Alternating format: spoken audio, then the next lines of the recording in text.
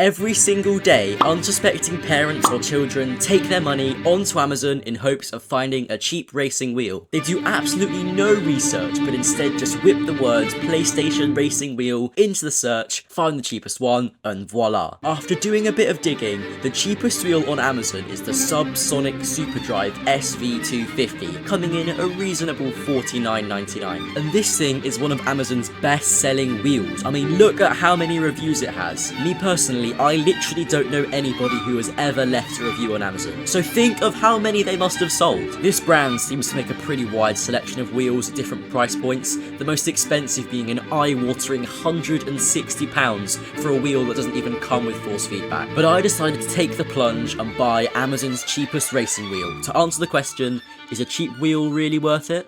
The Subsonic SV250. Straight out the box, I knew this was gonna be bad. It has possibly the most cluttered wheel face I have seen in a long time, but if you really try hard enough, you can find all the buttons you'd find on a controller somewhere on here. The wheel doesn't use a clamp, but instead it uses these stupid suction cups. Honestly, I don't know why all of these cheap wheels use suction cups. I mean, just put a clamp in. It'll cost an extra £5. I'd pay an extra £5 to not have to use suction cups. And these would prove to be really annoying later in testing. As well as this, the wheel sits at a really awkward angle, just sort of pointing upwards. I have no idea why they couldn't have made it point straight. It comes with two plastic shifters on the side, and strangely they don't actually click, they just sort of push down and come back up. It's really weird. But I think the elephant in the room is really how small this rim is. My palm can fully cover this thing, and it looks minute in comparison to my T150. And then we move on to the pedals. Oh boy.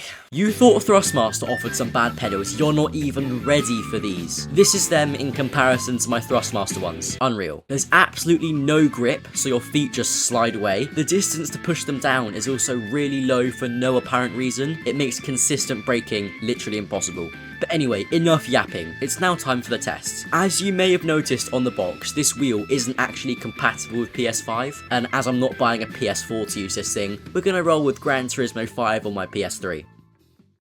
The first thing I noticed was the insane dead zone, which I couldn't for the life of me work out how to get rid of. The already small rotation of this wheel has effectively been halved, making the handling really aggressive and inconsistent. The small movements of the wheel have basically been written off, meaning there's absolutely no benefit to using this over a controller. Pair that with the weird pedals, setting good times became a thing of the past, and the era of hitting walls was upon us. But looking on the bright side, this wheel did actually have haptic feedback, so like vibrations and stuff.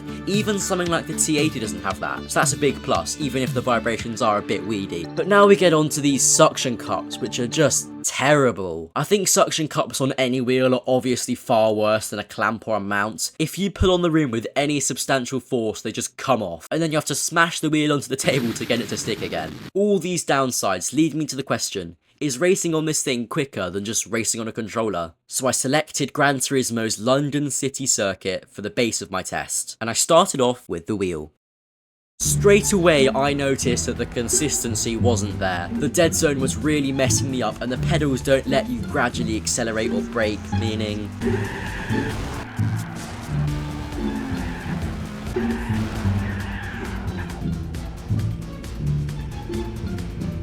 it all meant that after trying lap and lap again, we set a pretty slow time. Plus my laps were all over the place. I mean, they varied by like 5 or 10 seconds every time. But this was a time that I would now try to beat on the controller. And before going into the controller laps, I just want to preface by saying I've never played Gran Turismo 5 until today, and I wasn't really used to using the face buttons to control my car. I'm sure I could have changed that, but I didn't. You would think that this extra disadvantage would make the wheel's chances of victory way better, but you know, I'll play the clip. Straight off the bat, I knew that I could complete this within a few laps. It took me a second to get used to the controls, but on my 5th lap,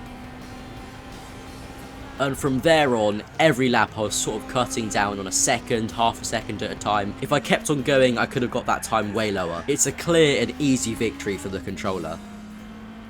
So in conclusion, is buying a cheap wheel from Amazon worth it? Absolutely not. It's not even fun to use, it's just really annoying. You're better off spending your $49.99 anywhere else. As I covered in my previous video, I got a T80 for just £20, which is miles better than this, and a T150 for just under 100, which is on an entirely different planet. So if you want to watch either of those two reviews, I'll link them on the screen now. Thanks for watching this video, and I'll see you in the next one. Bye bye.